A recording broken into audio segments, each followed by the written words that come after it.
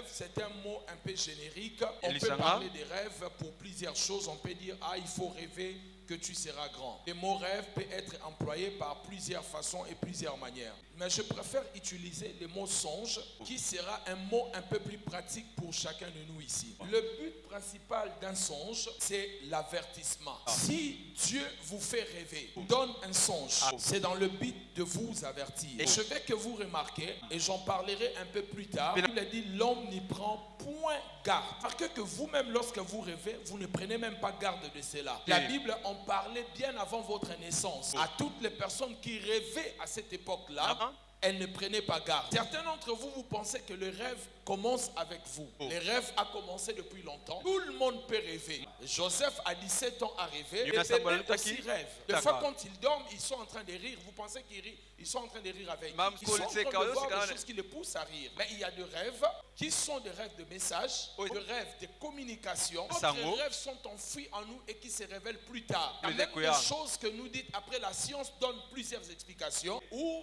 il y a des choses que vous voyez, mais vous dites que j'ai déjà vu cela. Mais vous n'avez aucune information de quel moment vous avez vu la chose. Certaines personnes pensent que c'est lorsqu'on était enfant. Nous avons fait des rêves de certaines choses qui sont restées enfouies en nous et c'est manifeste à un moment lorsqu'on voit ces événements. Mais je vais rester sur les choses concrètes. Je ne vais pas rester sur les choses à peu près. Le but principal de rêve, c'est l'avertissement. La Bible dit Dieu nous fait rêver pour nous avertir. Alors, qu'est-ce que c'est un avertissement? L'avertissement, c'est un appel à l'attention. Un appel à la prudence pour épargner quelqu'un face à un danger ou un problème. Donc, à chaque fois que nous rêvons, le but principal de notre Créateur, évidemment, des rêves d'attaque, parce que je parlerai plus des rêves d'attaque satanique. Souvent, je répète, le but principal des rêves, c'est l'avertissement. L'avertissement est un appel à l'attention, la prudence, dans le but d'épargner quelqu'un dans un danger imminent. Alors, quand Dieu vous donne un rêve,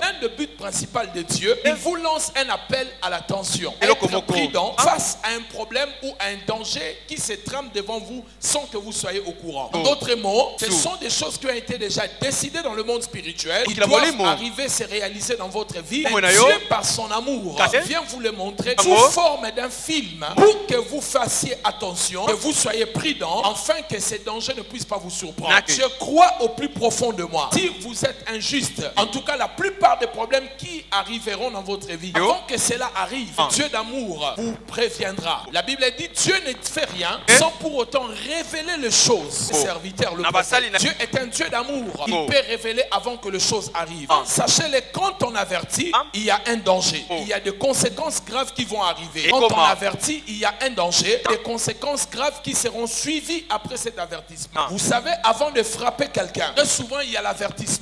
Celui qui ne fait pas attention à l'avertissement de Dieu à travers le songe, il reste que de conséquences graves dans sa vie. L'avertissement, mes bien-aimés, c'est le dernier rappel avant la destruction. Donc si vous comprenez ma logique, j'ai dit que l'avertissement c'est le dernier appel avant la destruction. Donc en d'autres mots, je dirais que les rêves est un dernier appel avant la destruction. À chaque fois que vous rêvez, sachez que Dieu vous envoie un dernier appel avant que la destruction arrive dans votre vie. Si le même rêve revient plusieurs fois, 2 fois déjà, sachez-le que la chose ne tardera pas à se réaliser. C'est ce que Joseph a dit à Pharaon. Si Pharaon a rêvé de la même chose 2 fois, et cela est décidé au ciel, la chose ne tardera pas à se réaliser. Nous retenons que le rêve est un avertissement et un avertissement est un rappel, dernier rappel avant la destruction. Donc celui qui ne rêve pas, c'est une personne qui ne sera pas épargnée face à un avertissement. C'est la logique de ma pensée.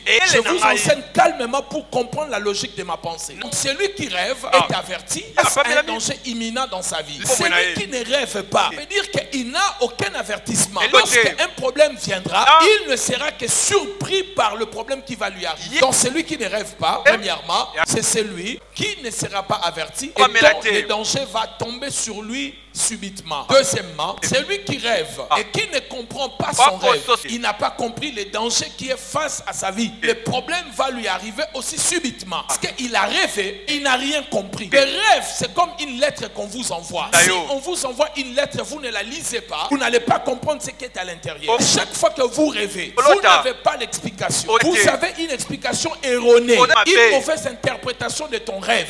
C'est fini pour toi. Imaginez si Joseph avait rêvé. Comme il avait rêvé. Son père lui avait dit, les 11 étoiles, la lune et le soleil se trouvent au ciel. Alors tu deviendras astronaute. Qu'est-ce que Joseph allait faire? Il allait passer son temps à chercher les études pour devenir un astronaute, alors que ce n'est pas ce que Dieu voulait.